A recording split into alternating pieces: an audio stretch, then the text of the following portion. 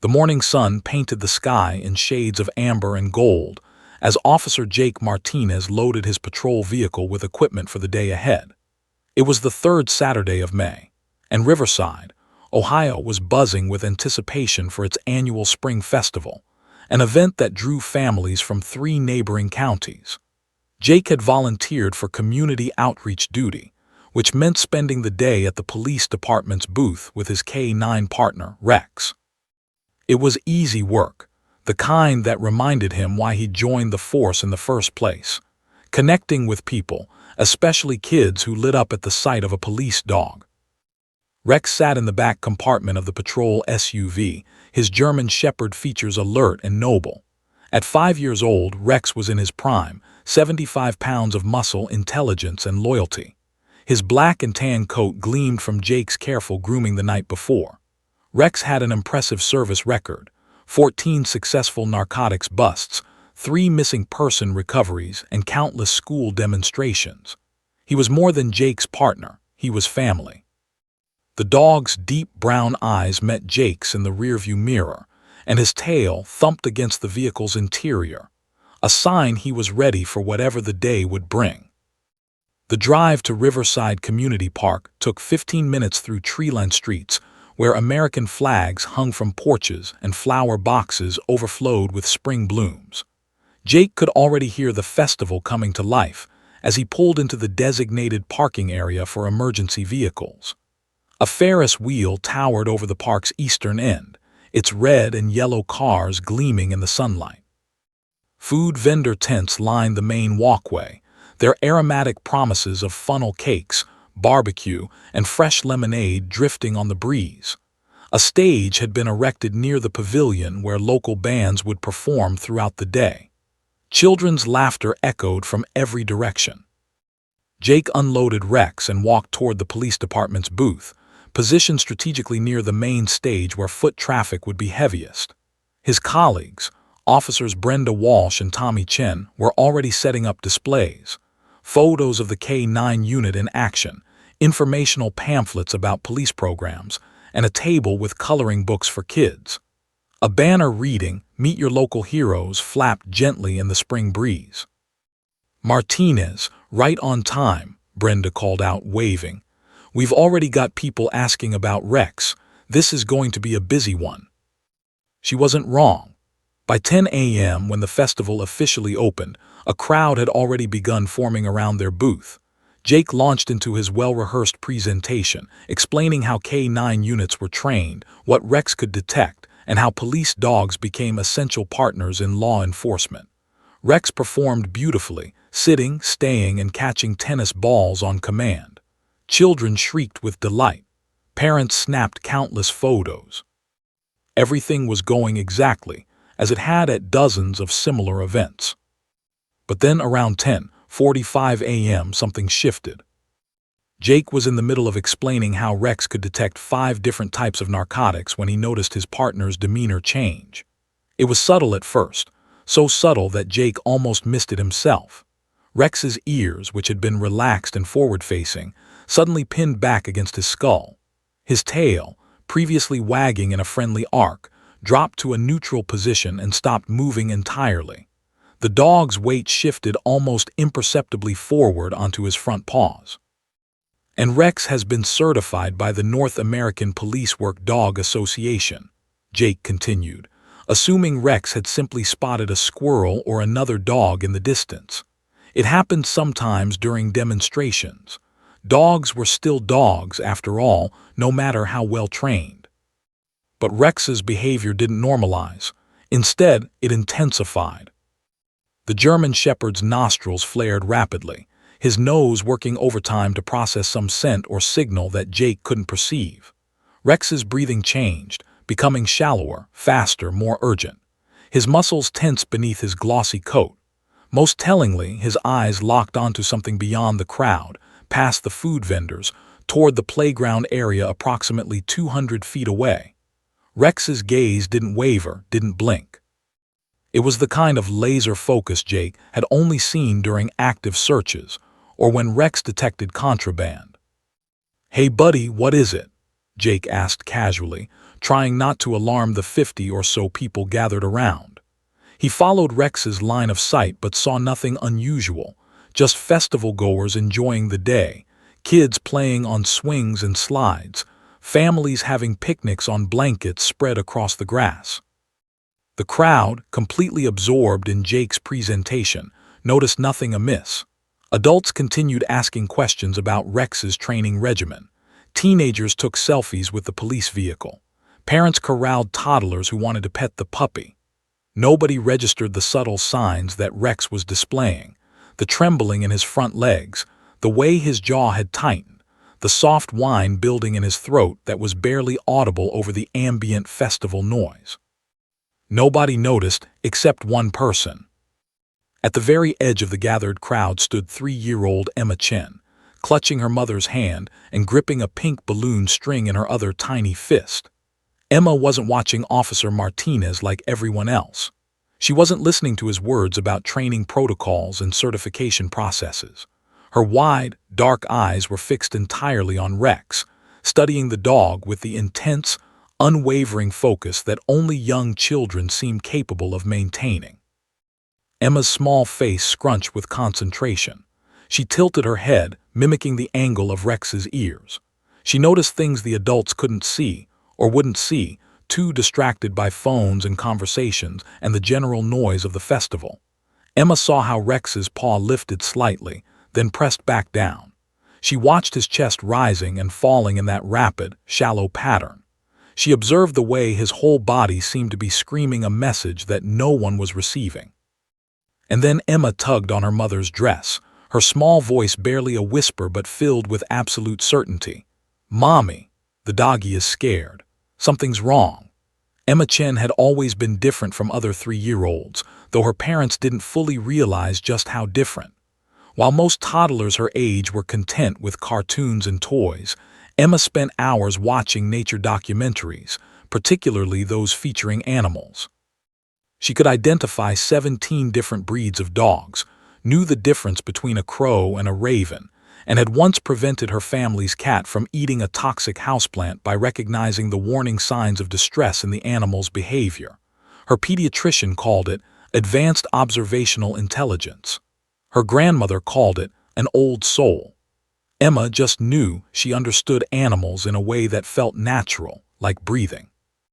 That morning, when her mother Sarah had suggested attending the spring festival, Emma had been excited primarily because the flyer mentioned police dogs. She'd worn her favorite outfit, denim overalls with a puppy embroidered on the front pocket and pink sneakers that lit up when she walked. She'd chattered the entire car ride about what the police dog might look like, whether it would be friendly, and if she could pet it. But nothing had prepared her for what she would witness. The moment Emma laid eyes on Rex, something clicked in her mind. This wasn't just any dog. This was a working dog, a professional, someone with a job and responsibilities. She'd seen dogs like him in her documentaries, the ones who helped find lost people or protected their handlers. While Officer Martinez spoke and the crowd applauded Rex's tricks, Emma remained silent, studying every detail of the German Shepherd's body language. She noticed things immediately. The way Rex's tail wagged wasn't the loose, helicopter-style wag of a happy family pet. It was controlled, measured, a professional wag. His ears swiveled independently, constantly gathering information from every direction. When he caught the tennis ball, his eyes never fully left the crowd, always assessing, always aware. Emma was fascinated. But then everything changed. Emma saw the exact moment Rex's entire demeanor shifted. His tail stopped moving mid-wag, freezing in position before slowly lowering. His ears, which had been perked forward in a friendly expression, suddenly pinned back flat against his skull. Emma had seen this before, in a documentary about rescue dogs, when they detected someone trapped under rubble. It was the expression of a dog who had found something important, something urgent. "Mommy," Emma whispered, tugging gently on Sarah's sundress, "look at the doggy." Sarah Chen was only half listening to Officer Martinez's presentation, more focused on responding to a work email on her phone. Her company had a crisis brewing, and even on her day off she couldn't fully disconnect. He's very nice, sweetie," she murmured absently, not looking up from her screen. Emma tugged harder. "No, Mommy, look, something's wrong with him." "Emma, SHH. The officer is talking," Sarah said, her tone carrying that edge of parental embarrassment when a child disrupts a public event. Several nearby adults glanced over with that knowing look that said, "Control your child." But Emma couldn't stop watching. Rex's breathing had changed. She could see his ribcage expanding and contracting rapidly beneath his glossy coat. His nostrils flared wide, testing the air again and again. Emma had learned from her animal shows that dogs could smell things humans couldn't: diseases, fear, even changes in blood sugar. Whatever Rex was smelling right now was making him increasingly agitated. The dog's front paw lifted, hovering above the ground for 3 full seconds before placing down again. Emma recognized this from her shows too. It was called pointing, something hunting dogs did when they found what they were looking for. But Rex wasn't a hunting dog. He was a police dog. What was he pointing at? Emma followed Rex's unwavering gaze toward the playground area. She saw families, children on swings, a birthday party gathering near the picnic tables. Nothing looked wrong to her young eyes, but Rex knew something she didn't. His whole body had become an arrow pointing in that direction, rigid with purpose and growing distress. "Mommy, please." Emma's voice rose with urgency. She dropped her balloon, letting it float away, and grabbed her mother's hand with both of hers. "The police doggy is trying to tell everyone something. We have to listen." Sarah finally looked up from her phone, irritation flickering across her face. "Emma Grace Chen, that's enough.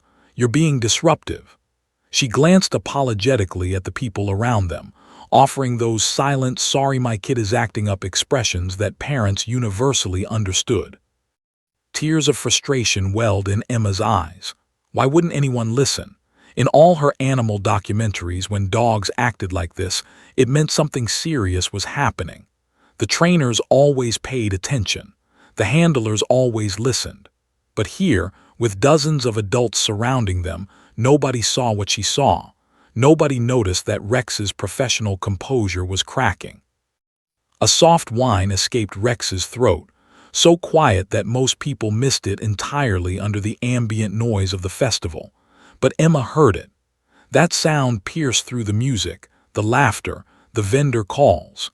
It was a sound of desperation, of a dog trying with everything in his power to communicate something critical. "Mommy, he's crying," Emma's voice cracked. She pulled on her mother's hand with surprising strength for such a small child. "We have to help. Something bad is happening." Officer Martinez continued his presentation, though Emma noticed he kept glancing at Rex with increasing concern. The crowd remained oblivious, more interested in taking photos and asking about applying to the K-9 unit than in reading the clear distress signals emanating from the dog standing right in front of them. Emma made a decision. If the grown-ups wouldn't listen to her words, she would make them listen. She did something she'd never done before in her young life, something her parents had taught her never to do. She let go of her mother's hand and ran forward, breaking through the crowd toward Officer Martinez and Rex. "Stop," Emma shouted, her high-pitched voice cutting through the noise. "Your dog is trying to tell you something really, really important. You have to listen to him right now." The crowd fell silent. 50 pairs of eyes turned to stare at the tiny girl with tears streaming down her face, standing defiantly in front of the police officer, pointing frantically at his German Shepherd partner. Sarah rushed forward, mortified. "I am so sorry, officer. Emma, come here this instant." But Emma planted her feet and looked directly into Jake Martinez's eyes. "Please," she said, her voice shaking but determined. "Your dog sees something bad. I know you don't believe me because I'm little, but I'm right. He's scared and worried, and he needs you to trust him. Please." For the first time since the demonstration began, Jake Martinez stopped looking at his audience and truly looked at his partner. The spring festival seemed to hold its breath.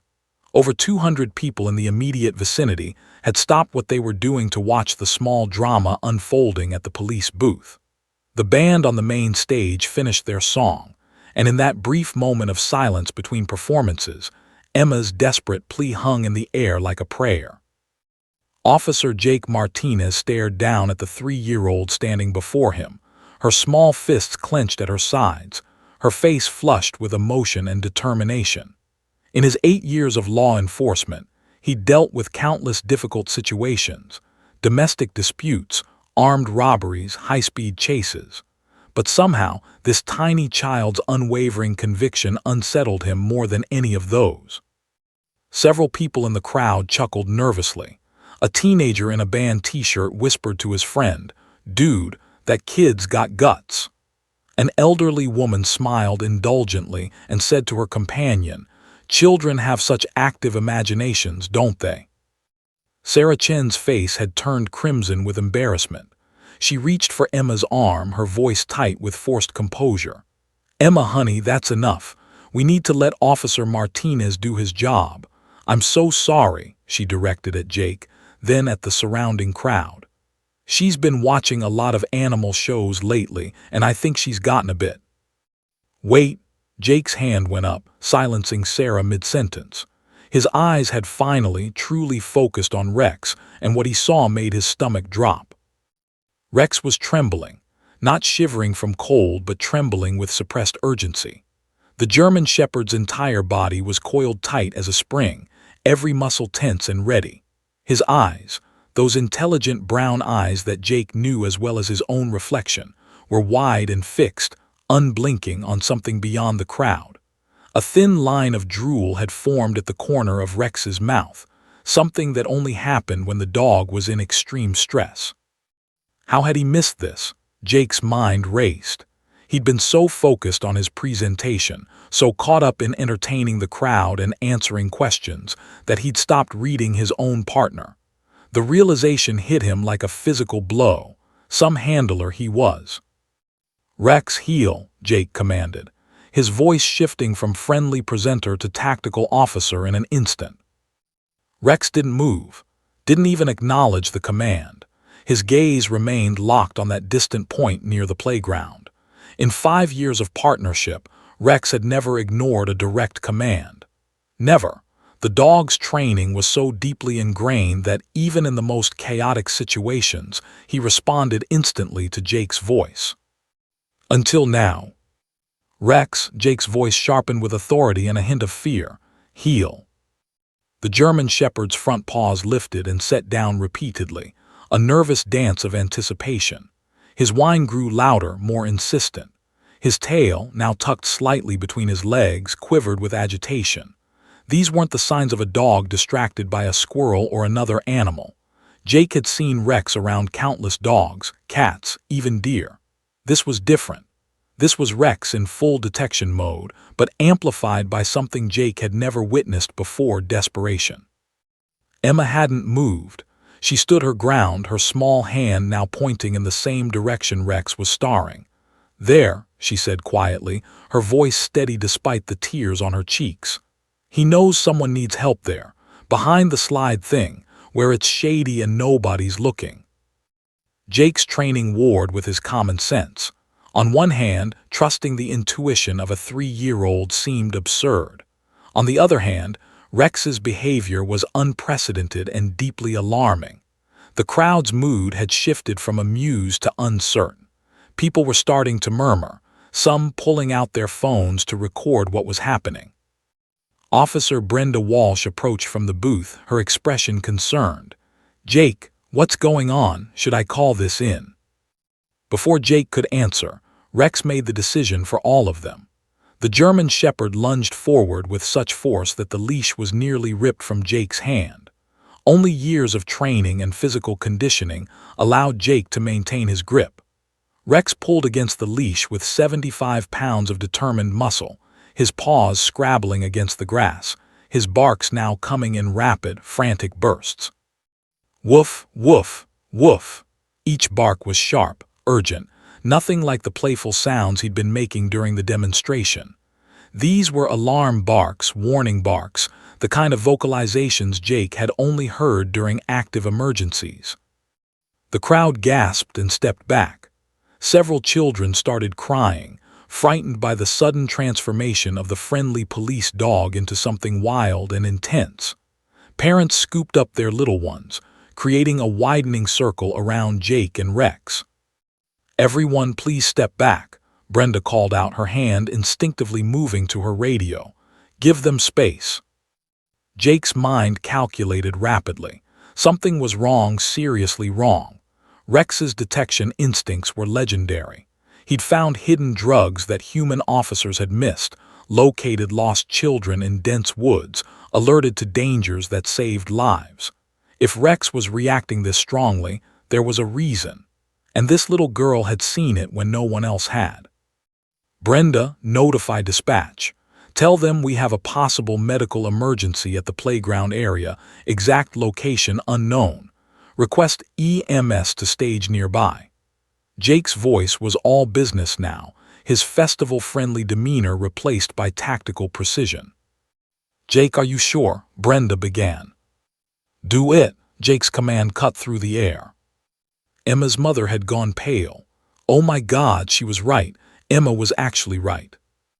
Emma looked up at Officer Martinez, her eyes pleading. "Please let him go. He needs to show you. He's been trying so hard to tell everyone, but nobody would listen. Dogs don't lie. They can't lie. When they know something, they just know." Jake knelt down to Emma's level, even as Rex continued to pull against the leash with unrelenting force. "What's your name, sweetheart?" "Emma Chen. I'm 3 3/4. "Emma, I'm going to trust you and Rex now, okay? I need you to stay right here with my partner, Officer Walsh. Can you do that for me?" Emma nodded solemnly, as if Jake had just given her the most important mission in the world. Jake stood and made direct eye contact with Rex. The German Shepherd's entire body vibrated with pent-up energy. "Rex," Jake said, his voice calm but firm, "such." "Serge."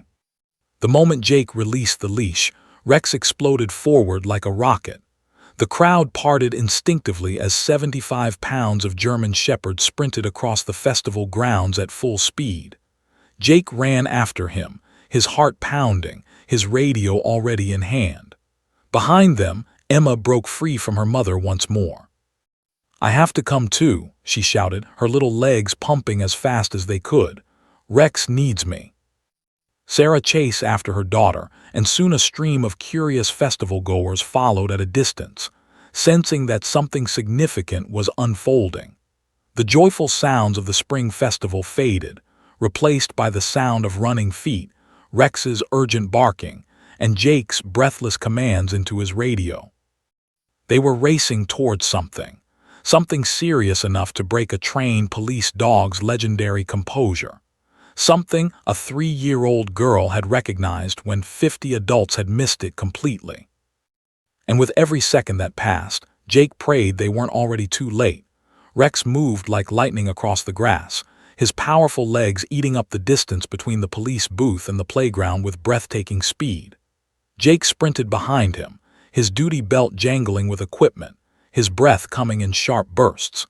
He'd run thousands of training exercises with Rex, but he'd never seen his partner move with this particular combination of speed and purpose. This wasn't a training drill. This was real. "Rex, slow, slow," Jake called out, more from instinct than any real expectation that the dog would obey. Rex didn't slow. If anything, he accelerated, his nose occasionally dropping to the ground before lifting again to test the air. He was tracking something, either a scent or following some other canine sense that humans simply didn't possess. The playground area at Riverside Community Park was substantial, nearly an acre of equipment including swings, slides, climbing structures, monkey bars, and a massive play castle with multiple levels and tunnels. On a normal festival day, it would be packed with children. Today was no exception. At least 40 kids were playing in the area, their parents watching from benches or blankets spread on the surrounding grass. As Rex charged into the playground zone, chaos erupted. Parents grabbed their children, pulling them out of the path of the oncoming German Shepherd. A woman screamed. A father shouted, "Is that dog dangerous?" Several kids started crying, frightened by the sudden commotion. "Police K9, clear the area," Jake shouted as he ran, holding up his badge. "This is an emergency. Please move your children back." Brenda's voice crackled over Jake's radio, barely audible over his heavy breathing and the pounding of his feet. "Dispatch confirms EMS en route, ETA 4 minutes. Jake, what's happening? Give me a situation report." Jake couldn't answer. All his focus was on Rex, who had reached the main play structure and was now weaving between equipment with surgical precision.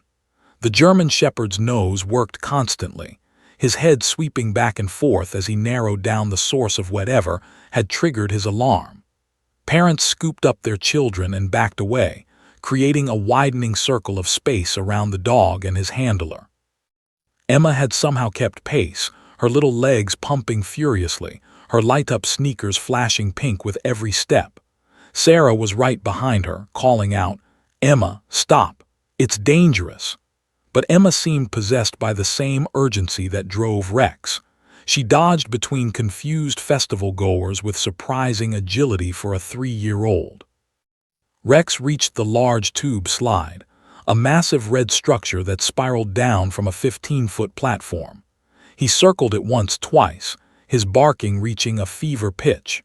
Then he disappeared behind the slide's base, where shadows from the structure created a dark pocket that the midday sun couldn't reach. The barking changed, became more insistent, more frantic. It was the bark Rex used when he'd found something during search and rescue operations, the alert bark that signaled success. But there was something else in it too, an edge of distress that made Jake's blood run cold. "Rex, report," Jake called out as he rounded the slide's base. What he saw made him stop dead in his tracks. Crumpled in the shadows, barely visible in the darkness cast by the play structure, was an elderly man.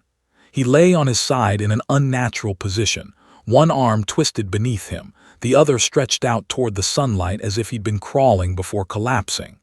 His face was ashen, lips tinged with blue. His chest barely moved with shallow, irregular breaths. "Oh God," Jake breathed. He immediately dropped to his knees beside the man, his training taking over. "Brenda, we have a code 3, elderly male, unresponsive, labored breathing. Expedite that EMS, playground area behind the red tube slide on the north end." Rex sat rigidly beside the man, his alert posture perfect despite his earlier frantic behavior. This was what he'd been trained for: find the person, alert the handler, hold position. But his eyes were still wild with concern, and small whimpers escaped his throat. Jake pressed 2 fingers against the man's carotid artery. Pulse was there, but it was thready and weak, maybe 40 beats per minute, way too slow. The man's skin felt clammy and cold despite the warm day. Jake did a quick visual assessment. No obvious bleeding, no signs of trauma. Medical emergency, not an accident. Emma appeared at the edge of the shadow, breathing hard. Her eyes were huge as she took in the scene. "Is he sleeping?" she asked in a small voice. "Emma, stay back, honey," Jake said, but his tone was gentle. This little girl had been right. She'd seen what no one else had seen, understood what no one else had understood. "Sarah, can you keep her?" "I'm here," Sarah said, appearing and immediately pulling Emma into her arms. But she didn't pull her away. They both stood there watching. "Officer Martinez," a trembling voice called out. A woman in her 50s pushed through the gathering crowd, her face stricken with horror. Oh no, that's Walter Hayes. He's my father-in-law. We were having a picnic and he said he needed the bathroom. That was 20 minutes ago. We thought he'd just gotten distracted or found some friends." Jake's jaw tightened. 20 minutes. The man had been lying here dying for at least 20 minutes while hundreds of people enjoyed the festival just yards away. If Rex hadn't alerted, if Emma hadn't noticed. "Ma'am, does your father-in-law have any medical conditions I should know about?" Jake asked. maintaining his professional composure even as his mind raced. Diabetes type 1, and he has a heart condition. Oh God, did he have another insulin episode? The woman, Jake would later learn her name was Patricia Hayes, knelt on the other side of her father-in-law, tears streaming down her face. Walter, please wake up. Diabetes, heart condition. The pieces clicked into place. Jake had seen diabetic emergencies before. The man's blood sugar had probably crashed, hypoglycemia. Combined with the heat and his heart condition, he'd become disoriented, wandered away from his family, and collapsed here in the shadows where no one would think to look. Did he take his insulin today? Jake asked urgently. Yes, this morning with breakfast. Maybe. Oh no, maybe too much. He sometimes gets the dosage confused. Jake's radio crackled. All units, EMS is 30 seconds out. Direct them to your location. Copy that. Have them come to the North End playground. We'll flag them down. Jake looked up at the crowd that had gathered. I need everyone to clear a path from the parking lot to this location. Now. The crowd, shocked into obedience by the gravity of the situation, immediately began organizing themselves. Parents directed their children away. Festival volunteers appeared, creating a corridor. In the distance, Jake could hear the wail of sirens growing louder. Rex remained at attention beside Walter Hayes, his job done but his vigilance unwavering. Emma watched from her mother's arms, her small face serious and sad. She reached out one hand toward Rex, and the German shepherd's tail thumped once against the ground, a brief acknowledgement that she had heard him when no one else had. Jake continued monitoring Walter's vital signs, speaking to him in low, encouraging tones even though the man couldn't respond. Hang in there, Walter. Help is almost here. You're going to be okay. You hear me. You're going to be just fine. But even as he said the words, Jake couldn't shake the terrible knowledge that if they'd arrived even 5 minutes later, Walter Hayes wouldn't be fine. He'd be dead. The ambulance screeched to a halt at the edge of the playground, its red and white lights painting the festival grounds in urgent colors. 2 paramedics, a man with salt and pepper hair and a younger woman with her hair pulled back in a tight bun, burst from the vehicle carrying their equipment.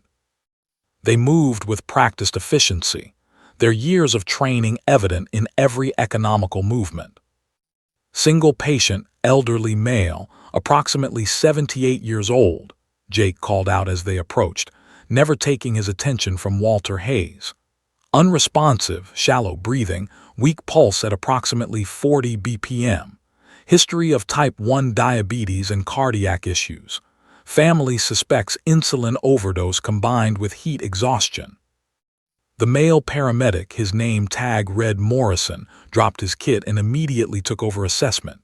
His fingers found Walter's pulse point, his eyes checking the man's pupils with a small flashlight. Pupils are sluggish but reactive. Skin is cold and clammy. How long has he been down? Unknown exactly, but at least 20 to 25 minutes based on family timeline, Jake responded, moving back to give them room but staying close. 25 minutes in this heat, the female paramedic, Chen, on her uniform, was already pulling out equipment. The coincidence of her sharing Emma's last name wasn't lost on Jake. We need to move fast. Blood sugar check, IV line, and get him loaded. Morrison pulled out a glucometer and pricked Walter's finger. The small device beeped and Morrison's face went grim. Blood glucose is 32. That's critical hypoglycemia. Emma, still in her mother's arms, whispered loud enough for everyone to hear, Is 32 bad? Paramedic Chen glanced at the little girl briefly, her expression softening despite the urgency. Yes, sweetie. Normal is between 70 and 100. His sugar is way too low. Morrison was already preparing an IV. Starting a line. Rachel, get me the dextrose 50% solution. We need to get his glucose up immediately. Chen moved with lightning speed, tearing open packages, preparing the medication. The crowd that had gathered watched in absolute silence, The only sounds the rustling of medical equipment and Walter's labored breathing. Even the festival music had been turned off. The entire park seemed to hold its breath. "Lines in," Morrison announced, successfully inserting the IV catheter into Walter's arm. "Push the D50. Chen attached a syringe of thick, clear liquid to the IV port and slowly pushed it through, administering 25 grams of dextrose. "Come on, Walter, come on." Patricia Hayes knelt nearby, her hands clasped together as if in prayer. "Please, please, please," she whispered over and over like a mantra. Other family members had gathered, a younger man who introduced himself as Walter's son David, and 2 teenagers who had gone pale and silent at the sight of their grandfather. Rex remained in his alert position, his eyes never leaving Walter's face. The German shepherd's ears were forward now, his body still tense but focused. Emma noticed that Rex's breathing had synchronized with Walter's, shallow, rapid breaths that seemed to will the elderly man to keep fighting. "Rex knows he needs to breathe," Emma said softly to her mother. "He's showing him how." Sarah Chen looked down at her daughter, amazed once again by the child's perception. She held Emma tighter, suddenly grateful beyond words that her daughter had insisted on being heard. 30 seconds passed, 45, a full minute. Walter Hayes remained motionless, his breathing still irregular and weak. Morrison checked the monitors continuously. Pulse is still low, 42 now but not climbing. "Rachel, get the cardiac monitor on him. I want a 12 lead. Chen worked quickly, attaching electrode patches to Walter's chest. A small monitor beeped to life, displaying the electrical activity of his heart in green lines across a black screen. Morrison studied it intently. Rhythm is bradycardic but regular. No signs of acute MI, but that heart rate is too slow. Could be the hypoglycemia affecting cardiac function. Jake's hands were clenched into fists at his sides. In all his years of law enforcement, he'd been trained to handle emergencies, to stay calm under pressure. But watching this elderly man fight for his life, knowing they'd been so close to missing him entirely, was almost unbearable. "How long until the dextrose works?" Patricia asked, her voice breaking. "Should be any second now," Morrison replied, though his expression remained concerned. "But every patient responds differently. His body's been in crisis for a while." More seconds ticked by. The crowd had swelled to over 100 people now, all watching in hushed anticipation. Parents held their children close. Festival volunteers stood with heads bowed. The spring festival had transformed from a celebration into a vigil. Emma suddenly pulled free from her mother's arms and moved closer to Walter, though she was careful not to interfere with the paramedics' work. She reached out and gently touched Rex's head, and the German shepherd's tail thumped once against the ground. "You did a good job," Emma told Rex seriously. "You found him in time. He's going to wake up now, I know it." As if responding to her words, or perhaps simply to the dextrose finally reaching his brain, Walter Hayes's eyelids fluttered. It was subtle, barely noticeable, but Morrison caught it immediately. "We've got eye movement. Walter, can you hear me? Walter Hayes." Another flutter. Then, agonizingly slowly, Walter's eyes opened. They were unfocused, confused, pupils still dilated. His mouth moved, trying to form words, but only a soft groan emerged. "That's it, Walter, come back to us."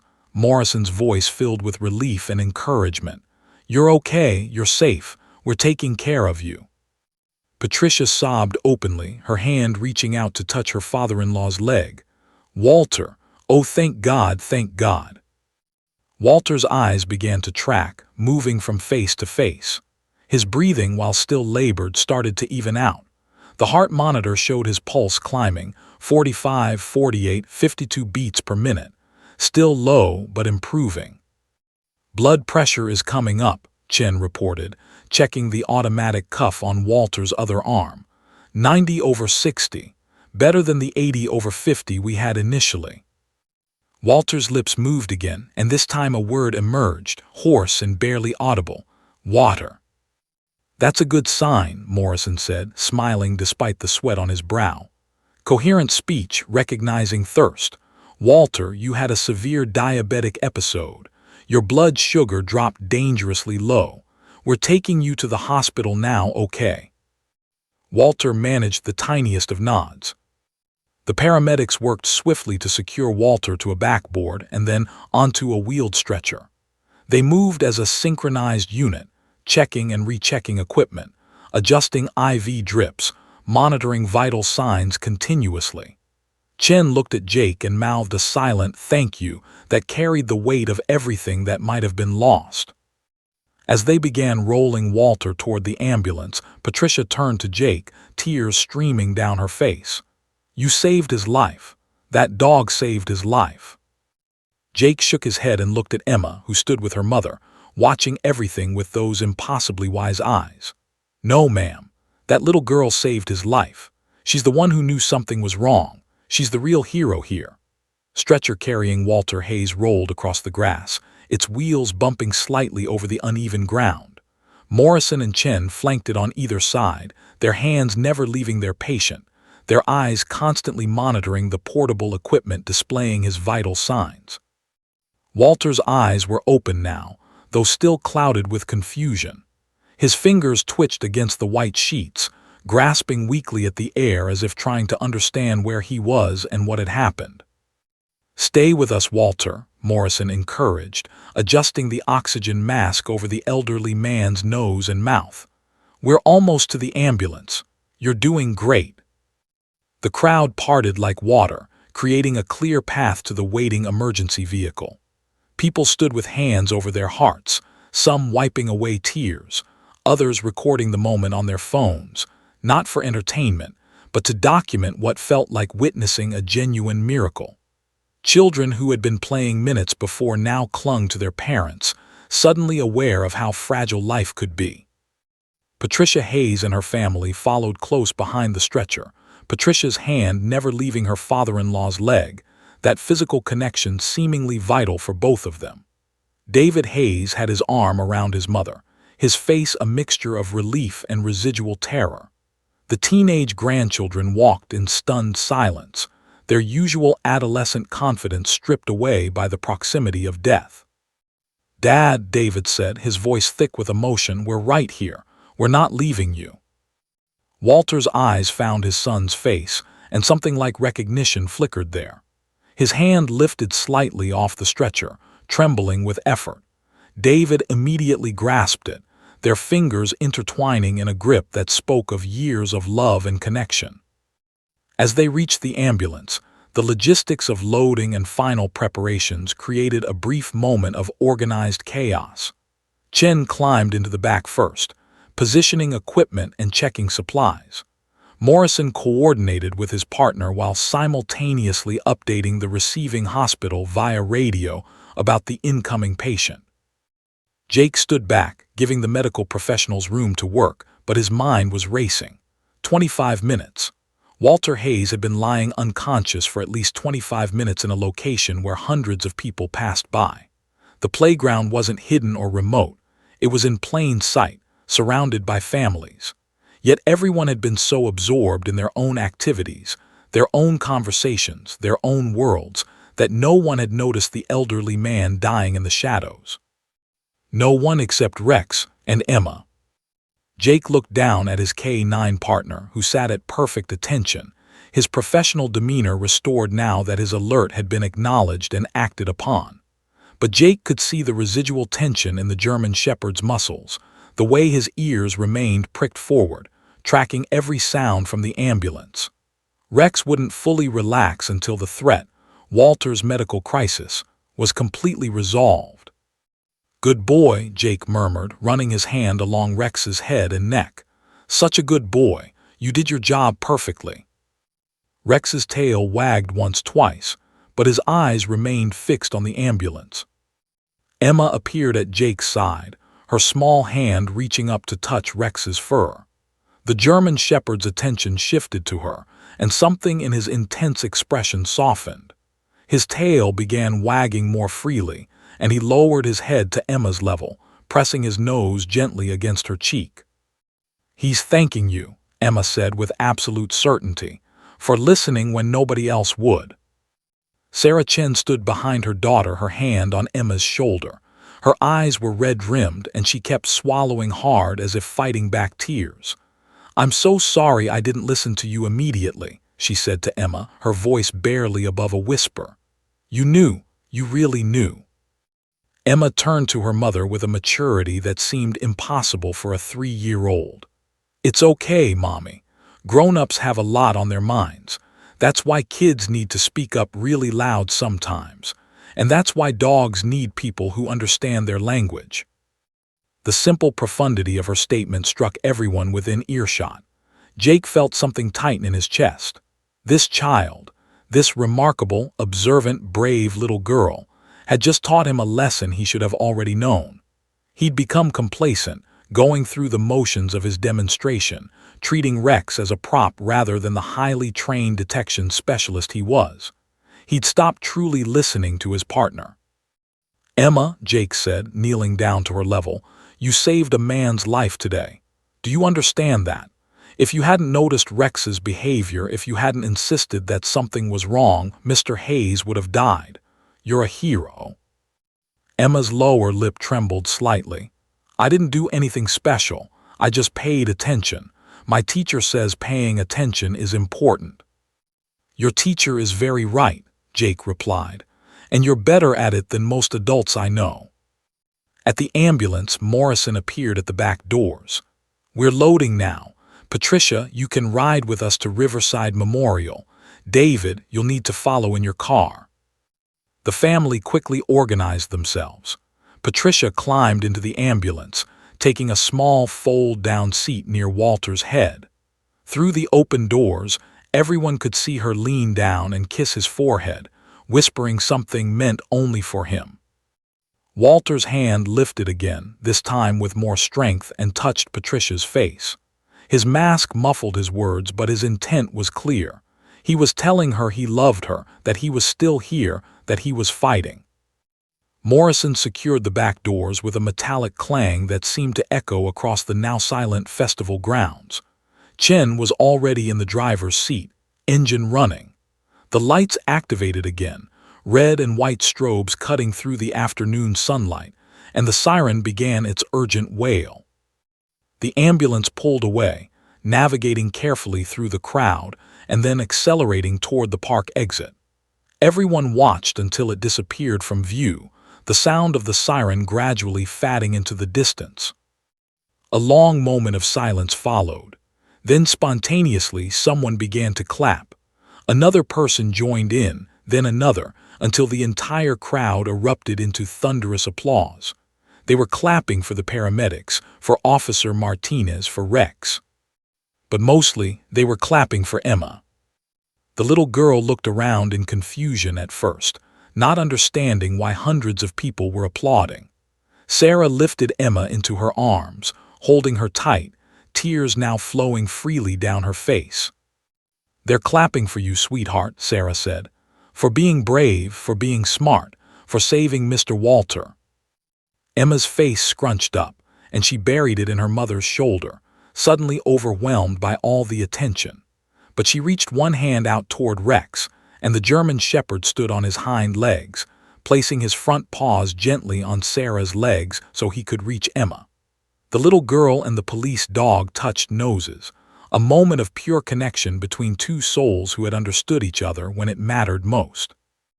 Jake stood watching them, his radio crackling with traffic from dispatch and other units, the festival slowly beginning to resume around them. But he knew nothing would ever quite be the same. Not for him, not for Rex, not for Emma, and not for the community of Riverside, Ohio. Sometimes miracles came in the form of a child's observation and a dog's devotion. Sometimes heroes were 3 feet tall with light-up sneakers. Sometimes the most important thing in the world was simply to listen, really listen, when someone was trying to tell you something urgent and true.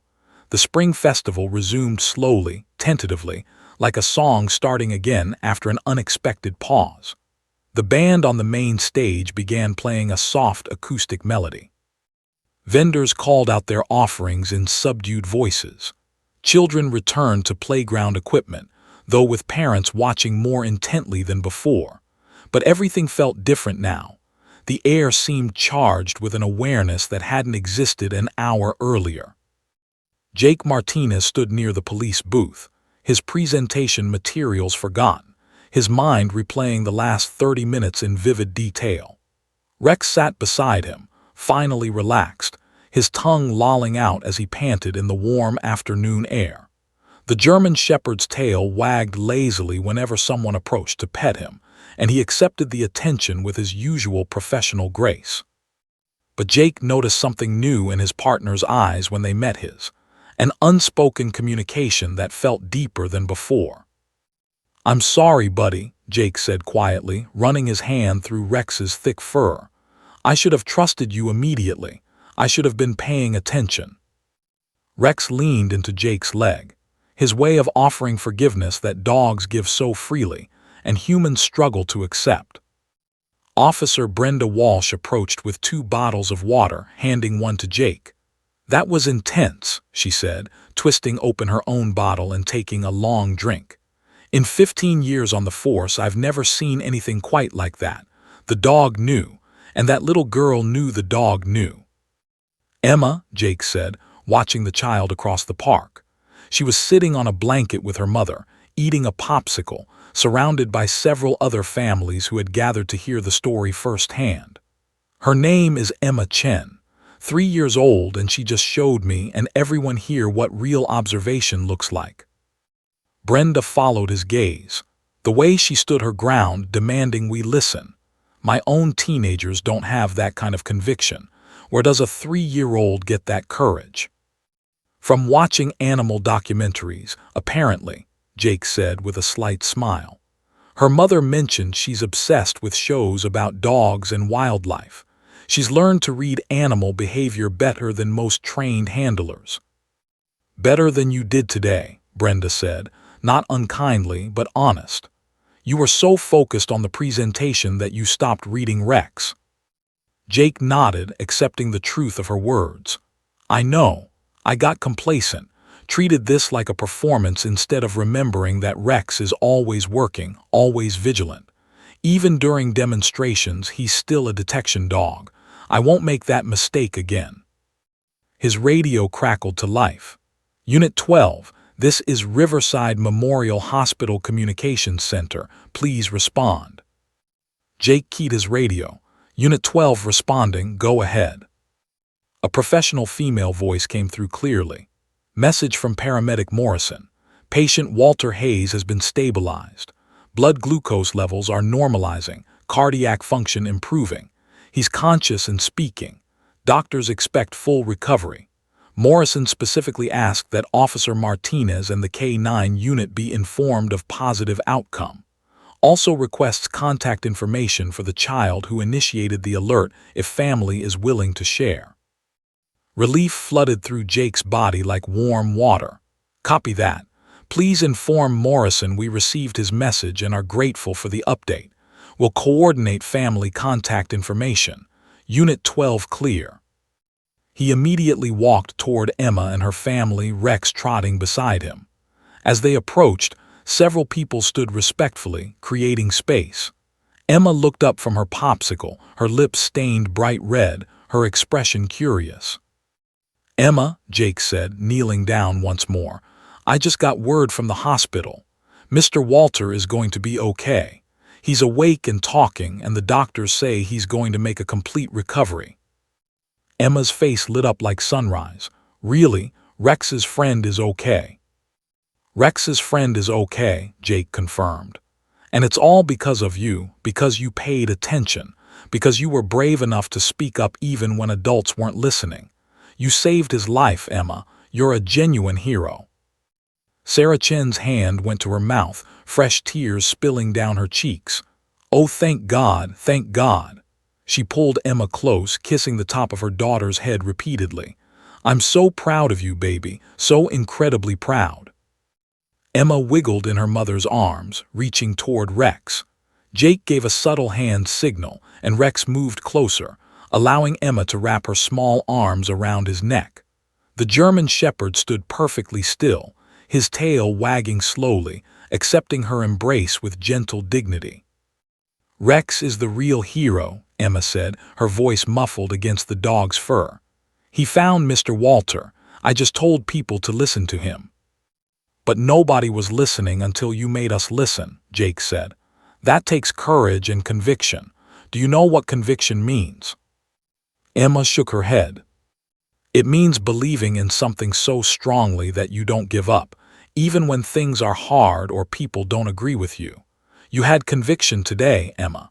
You believed Rex was trying to tell us something important, and you didn't give up until we listened." A crowd had gathered around them again, but this time it felt different, not spectators at a show, but witnesses to something meaningful. An elderly woman in the group stepped forward, her eyes gentle behind wire-rimmed glasses. "Young lady," she said to Emma, "I'm a retired school principal and I've worked with children for 40 years. What you did today, the awareness, the persistence, the compassion, those are qualities we spend years trying to teach. You already have them naturally. Don't ever lose that gift."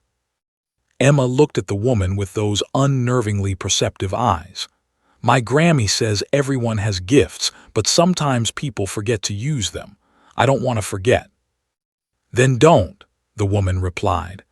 "The world needs people who pay attention, who notice when things are wrong, who speak up for those who can't speak for themselves."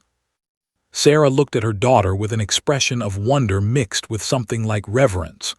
"When did you get so wise?" she asked softly. Emma shrugged, a perfectly normal 3-year-old gesture that somehow made everything she'd done even more remarkable. "I'm not wise. I just like dogs. Dogs are always honest. They tell you the truth with their faces and their tails and their ears. People should learn dog language. Then everyone would understand each other better." Jake laughed, a genuine, deep laugh that released the tension he'd been carrying. "You know what, Emma? You're absolutely right. In fact, I think that's something we should teach more people. Would you like to help with that?" Emma's eyes widened. "Help how?" "Well," Jake said, glancing at Sarah for permission, receiving a hesitant nod. "What if you and your mom came to visit the police station sometime? You could meet the other K-9 officers, and maybe we could set up some programs where kids learn to understand what dogs are telling them. You could be our special consultant." "What's a consultant?" Emma asked. "Someone who knows a lot about something important and helps teach other people," Jake explained. Emma considered this seriously, then nodded. "Okay, but Rex has to be there too. He's my friend now." Rex's tail thumped against the ground as if in agreement. Sarah pulled out her phone. "Officer Martinez, I'd like your contact information. And I think Emma would like to know how Mr. Walter is doing when he gets home from the hospital, if his family is comfortable with that." "The paramedic specifically asked for your information," Jake said. "I think Mr. Walter and his family would very much like to thank Emma personally." As Jake and Sarah exchanged information, Brenda appeared with a Polaroid camera. The police department kept one for community events. "We need to document this," she said. "The day a 3-year-old taught us all how to really see." She took several photos, Emma with Rex, Jake with Emma and Rex, the whole group that had gathered. In every photo, Emma's smile was radiant, her hand always touching Rex somewhere, his head, his back, his paw. The spring festival continued around them, but for those who had witnessed what happened, the day had become about something more than carnival rides and cotton candy. It had become about connection, between humans and animals, between intuition and action, between a child's pure observation and an adult's learned skepticism. As the afternoon wore on and Emma's family prepared to leave, the little girl hugged Rex one more time. "Thank you for being so good at your job," she whispered to the dog. "You saved Mr. Walter. I just helped people listen." Rex licked her cheek, his tail wagging vigorously, and Jake knew with absolute certainty that his partnership with this incredible animal had just deepened in ways he couldn't fully articulate. Sometimes, he thought, the greatest lessons come from the smallest teachers. 3 weeks had passed since the spring festival, and Riverside, Ohio had transformed in ways both subtle and profound. The story of Emma Chen and Rex had spread far beyond the small town's borders, first through local news, then picked up by regional stations, and finally going viral on social media platforms across the nation. 3-year-old saves life by reading police dog's body language became one of those rare feel-good stories that captured hearts in an increasingly cynical world. But for those directly involved, the story was far from over. It was just beginning. The Riverside Police Department's community room was packed to capacity on a warm Tuesday afternoon in June. News cameras lined the back wall. Local reporters jockeyed for position. But the front row was reserved for the people who mattered most: the Hayes family, the Chen family, and one very well-groomed German shepherd. Walter Hayes sat in a wheelchair, a temporary measure while he regained his full strength, but his color had returned, his eyes were bright and alert, and his smile was infectious. Patricia sat beside him, holding his hand. David and the teenage grandchildren stood behind them, all wearing their finest clothes for the occasion. Emma Chen wore a navy blue dress with white polka dots and her ever-present light-up sneakers. She sat between her parents, swinging her legs nervously, clearly overwhelmed by all the attention but trying to be brave. Rex lay at Jake Martinez's feet near the podium, his official K-9 unit vest making him look even more distinguished than usual. Police Chief Margaret Donovan approached the microphone, her dress uniform crisp and adorned with commendations earned over 30 years of service. "Ladies and gentlemen, thank you for joining us today for what I can honestly say is one of the most unique ceremonies in this department's 140-year history." The room quieted immediately. On May 18th, during our annual Spring Festival, something remarkable happened. A trained police K-9 detected a medical emergency. This, in itself, isn't unusual. Our K-9 units are trained for exactly these scenarios. What was unusual, what was truly extraordinary, was that this dog's handler and 50 adults surrounding him failed to recognize the alert. But one person did, a 3-year-old child named Emma Chen. Chief Donovan paused, letting her words sink in. Emma noticed subtle changes in K-9 Rex's behavior that everyone else missed. She understood, through pure observation and an intuitive connection with animals, that Rex was trying to communicate something urgent. And when no one listened, she didn't give up. She persisted. She insisted. She made herself heard. Emma squirmed in her seat, clearly uncomfortable being the center of attention. Sarah Chen squeezed her hand reassuringly. Thanks to Emma's awareness and courage and Rex's exceptional detection skills, Walter Hayes is alive today. Medical professionals confirmed that Mr. Hayes would have died within 10 to 15 more minutes without intervention. Emma Chen didn't just help save a life. She gave a man more years with his family, more memories to create, more love to share. Chief Donovan gestured toward Walter, who wiped tears from his eyes unashamedly. "Mr. Hayes, would you like to say a few words?" Patricia helped Walter stand from his wheelchair. He was steadier than he'd been even a week ago, his recovery progressing remarkably well. He approached the microphone, taking a moment to compose himself before speaking. "I don't remember collapsing that day," Walter began, his voice strong despite the emotion in it. "I don't remember lying behind that slide, my blood sugar dropping, my body shutting down. But I've been told that while hundreds of people passed by, while my family searched frantically, while precious minutes ticked away, a police dog and a little girl refused to give up on me." He turned toward Emma, his eyes brimming. "Emma, sweetheart, would you come here for a moment?" Emma looked at her mother, who nodded encouragingly. The little girl slipped from her chair and walked to Walter, her light-up sneakers flashing with each step. When she reached him, Walter knelt down with some effort, bringing himself to her eye level. "I'm a retired teacher," Walter said softly, though the microphone still caught his words. I spent 42 years teaching 5th grade. I've influenced hundreds of students over my career, taught them reading and math and science. But you, Emma, you taught me and this entire community something more important. You taught us that wisdom doesn't come with age. That sometimes the smallest voices carry the most important messages. That paying attention to the world around us, really paying attention, can mean the difference between life and death. He reached into his pocket and pulled out a small box. Opening it, he revealed a delicate silver necklace with a charm in the shape of a dog paw print. This is for you. My granddaughter Melissa helped me pick it out. It's so you'll always remember that you have a special gift, the ability to understand what others miss. Don't ever lose that, Emma. The world needs people like you. Emma accepted the necklace with wide eyes. Thank you, Mr. Walter. I'm really glad you're okay. Rex would be sad if you weren't. The room erupted in laughter and applause, the kind of genuine, warm laughter that comes from shared joy rather than humor. Chief Donovan returned to the microphone as Walter made his way back to his seat.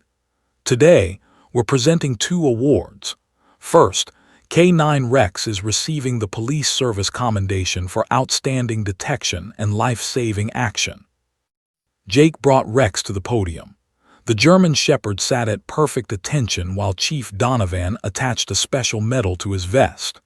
Rex's tail wagged slowly, and he looked up at Jake with what could only be described as pride. And second, Chief Donovan continued, Emma Chen is receiving the Riverside Police Department's Civilian Heroism Award, the youngest recipient in state history. Emma, would you come up here? Emma walked to the podium again, this time less hesitant.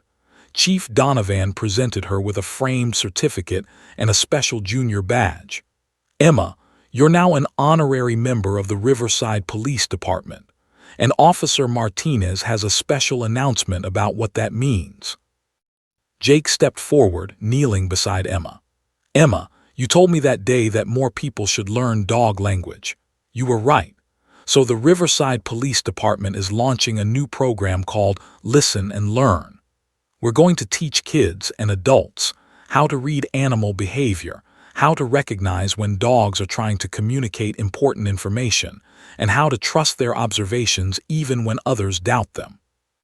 He paused, smiling at her. And we'd like you to be our program's first junior ambassador.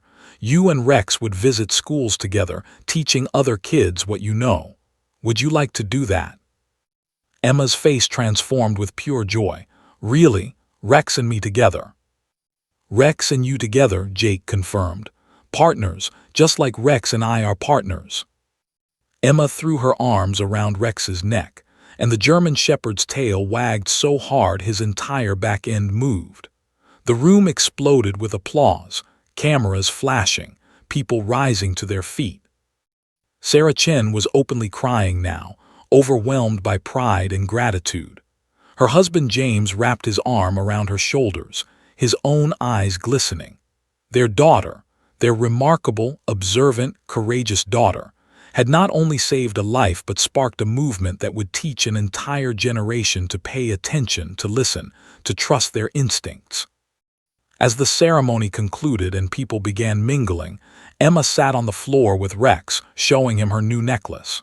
The German Shepherd sniffed it politely, then licked her cheek, making her giggle. Walter Hayes approached, moving more steadily now, and sat carefully on the floor beside them, something his family would have discouraged weeks ago, but which seemed perfectly appropriate now. Thank you, Emma, he said simply, for seeing me when no one else did. Emma looked at him with those wise, ancient soul eyes. You're welcome, Mr. Walter, but Rex saw you first. I just made sure people listened to him. Dogs are really smart. People just forget to pay attention sometimes. Well, Walter said, reaching out to pet Rex, who leaned into the touch, I won't forget again. None of us will. And he was right. In the months and years that followed, the Listen and Learn program expanded to 12 schools across 3 counties. Emma and Rex became minor celebrities, their partnership, a symbol of the incredible things that happen when humans truly connect with and learn from the animals around them. Crime prevention programs incorporated K9 behavior education. Parents taught their children to observe rather than just look. The community of Riverside became known not just as a charming Ohio town, but as the place where a 3-year-old girl and a police dog reminded the world of a simple but profound truth. Sometimes the most important voices are the ones we almost don't hear. Sometimes heroes come in unexpected packages. And sometimes saving a life is as simple as paying attention, really, truly paying attention to the world and the creatures around us. Emma Chen never forgot that lesson. Neither did Rex, and neither did anyone lucky enough to witness the day when a child's observation and a dog's devotion combined to create something miraculous. A second chance, a changed community, and a reminder that courage, wisdom, and heroism come in all sizes. Even sizes that wear light-up sneakers.